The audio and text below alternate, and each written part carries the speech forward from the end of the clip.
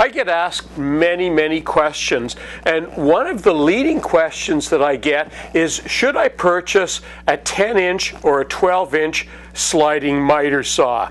And today, that's exactly what we're going to talk about. Hello everyone, Colin Cadet here for WoodWorkWeb. Today, we're going to cover sliding miters, and in 5 minutes I'm going to make you an expert on sliding miters and chop saws. The safety conditions for using a chop saw or a sliding miter are the same as with any other woodworking tool. Make sure you've got good hearing protection, good eye protection, and make sure that your work is supported and you know how to use the tool properly.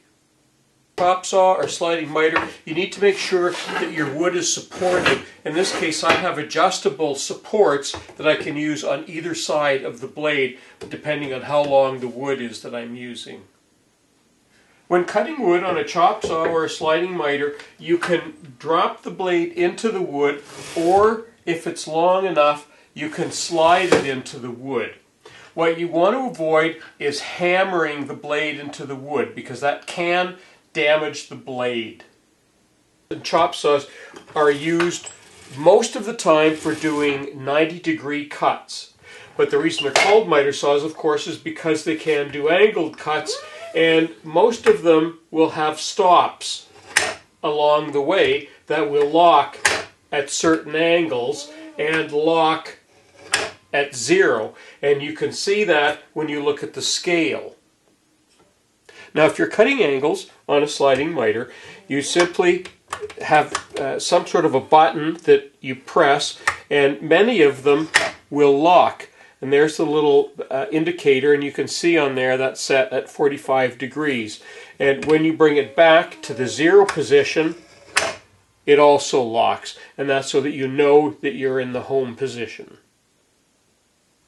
Many sliding miters, you can also do change the blade angle.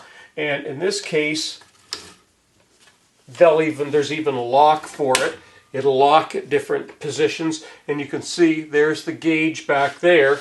But you can also do something, if you're doing crown moldings or things like that, you can also turn the blade. And this is how you make, this is what's called a compound cut, because you've got the blade at an angle and you've got the miter set as well.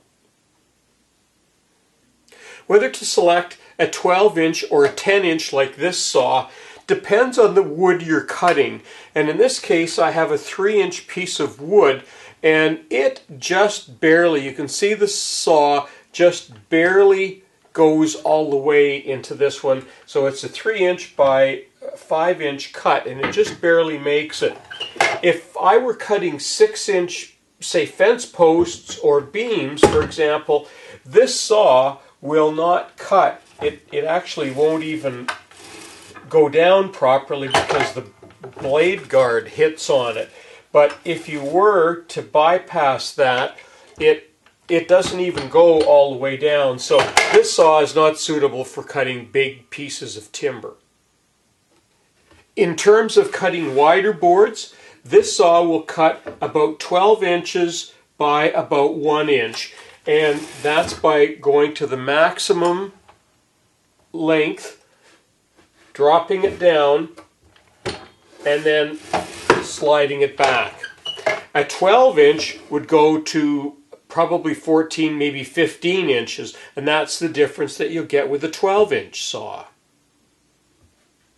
So you're probably wondering why anybody would select the 12-inch saw instead of a 10-inch, because a 12-inch cuts much more wood. Well, first of all, 12-inch blades or 12-inch saws are more expensive.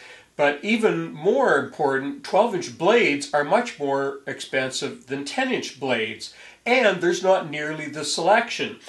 The reason that I chose a 10-inch sliding miter for my shop is because it takes the same blades as my table saw. So if I'm cutting MDF material or plywoods, I can use my special blade and make sure that I'm getting good cuts.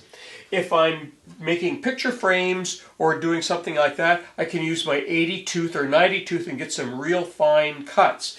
Right now, I have a 60-tooth blade in here because I'm just doing some general purpose cutting. So there's a huge selection of blades available in 10-inch. In 12-inch, it's far more restricted, and you'll pay a lot more for blades. So there's really no right or wrong answer when selecting a 10-inch or a 12-inch. It really depends on what your requirements are and whether you need the flexibility of using your table saw blades on your sliding miter or not. And the last thing to remember, when you're cutting wood, keep your hands away from the blade, always secure it to the back fence, and drop the blade on slowly and wait till the blade finishes before you remove it.